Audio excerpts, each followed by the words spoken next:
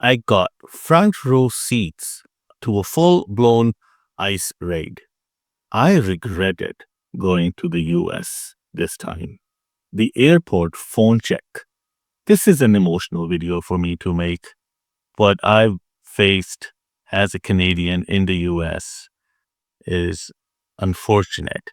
Buddy, I saw US Border Patrol grab a fruit vendor off the street, broad daylight, middle of LA, and no one said a word. This was not on some back alley. This was where people were laughing, eating, taking selfies. And no, this was not a movie scene either. This was real. You ever have that moment where the whole vibe of a place changes in just under 10 seconds?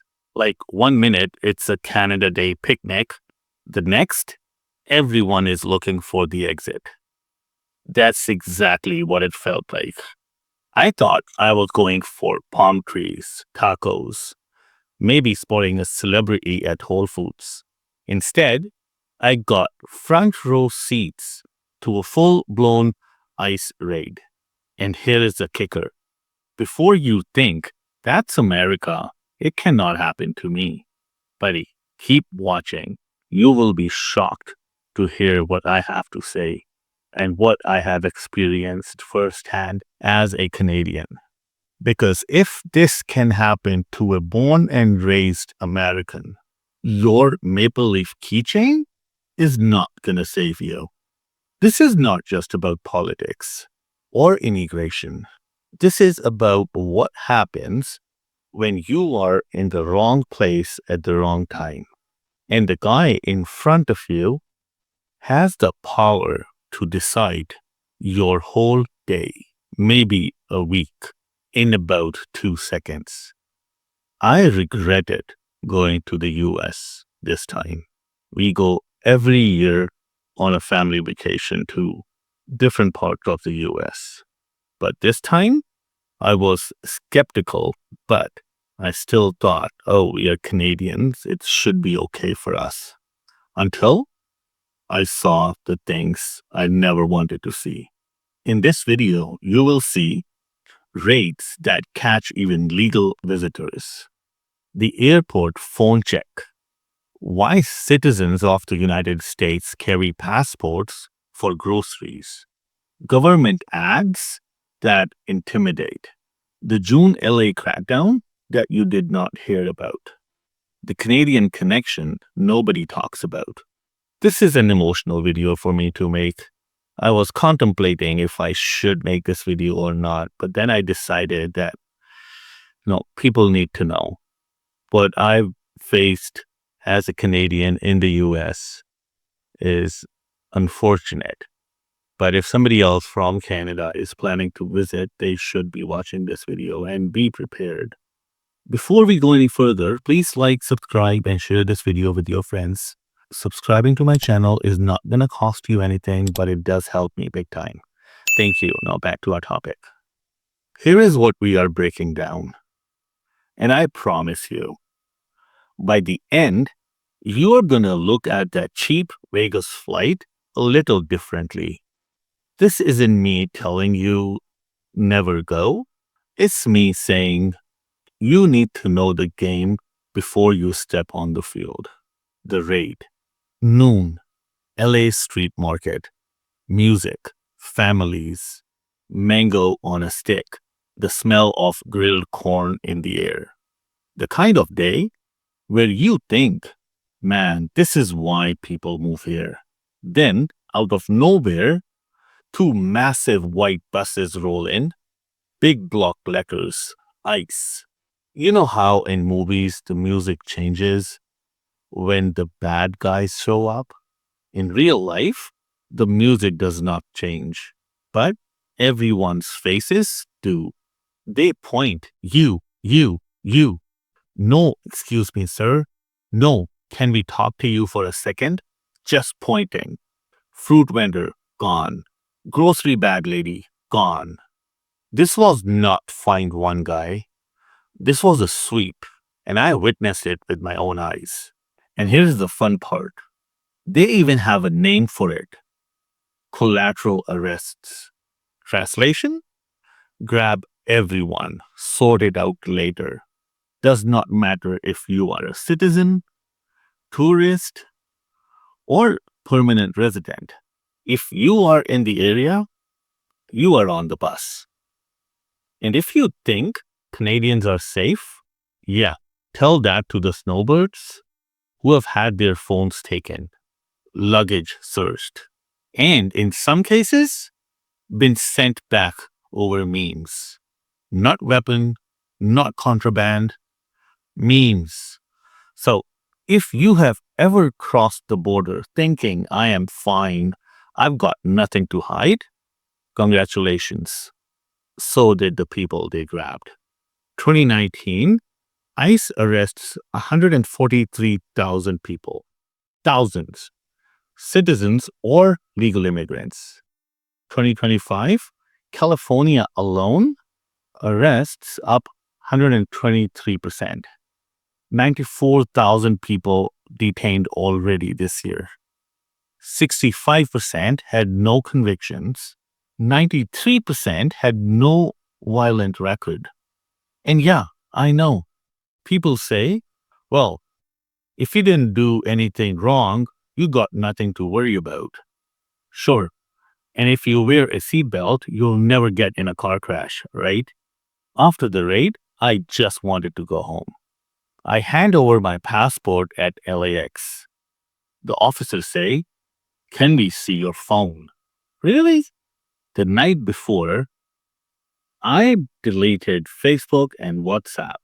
Not because I'm hiding anything, but because a Norwegian tourist got deported for a meme of JD Vance. Here is the meme he had on his phone.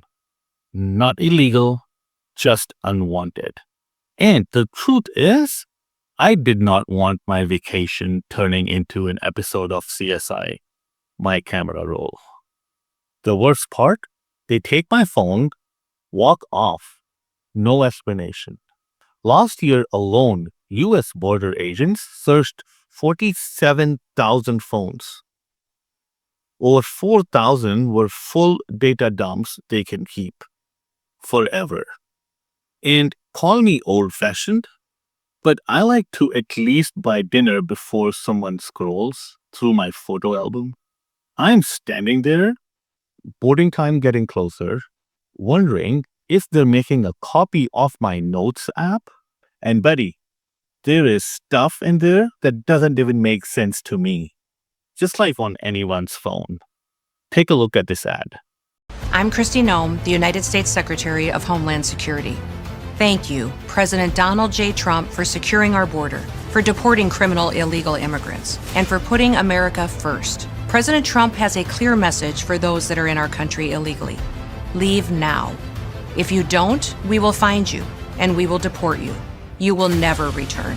For too long, weak politicians left our borders wide open. They flooded our communities with drugs, human trafficking, and violent criminals. They put American lives at risk. Well, those days are over. If you leave now, you may have an opportunity to return and enjoy our freedom and live the American dream. But understand this. Under President Trump, America's borders are closed to lawbreakers. Follow the law, and you'll find opportunity. Break it, and you'll find consequences. The choice is yours. America welcomes those who respect our laws, because a strong nation is a safe nation. Back at the hotel, I opened YouTube. Before every single video, an ad: "We will catch you. Self-deport now." What the On my Canadian account, just because my IP was in the US, that's not a friendly reminder. That's intimidation. And it's meant to make everyone, citizens, tourists, whoever, feel like they are under a spotlight. A dad and his 9-year-old son, both US citizens, picked up in LA. In San Francisco, hundreds detained with no record. shuffled through holding cells like cattle. And here is the part no one likes to say out loud. When they make a mistake, it does not get fixed in 5 minutes. People have missed flights, lost jobs, even had their homes broken into while they were stuck in detention for no reason. This June in LA alone, 500 plus arrests in one day. They even brought a 2,000 National Guard troops and 700 Marines. Street vendors vanished overnight.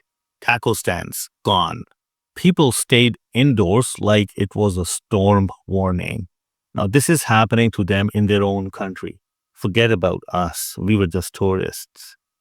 And for a city that lives outside, that's not normal. That's fear. Imagine something like that start happening here in Canada. So here is the choice. Keep pretending the border is just a line on a map, or admit that crossing it now means rolling the dice on your rights. Which side of that line are you willing to stand on? Because Ottawa's advice right now is basically carry your passport and be polite. That's like telling a camper, wave nicely at the bear. And if you think I am exaggerating, talk to anyone who has been stopped, searched, or pulled aside for additional questions. Half the time, those questions are just fishing expeditions. Vegas, Florida, New York, they are all still there. But if you go now, just know the rules can change depending on the mood of the guy in front of you. So, yeah, LA is beautiful. But after that trip, I am not rushing back. Because when your vacation feels like an interrogation, it's not a vacation anymore. Until then, maybe stick to Banff.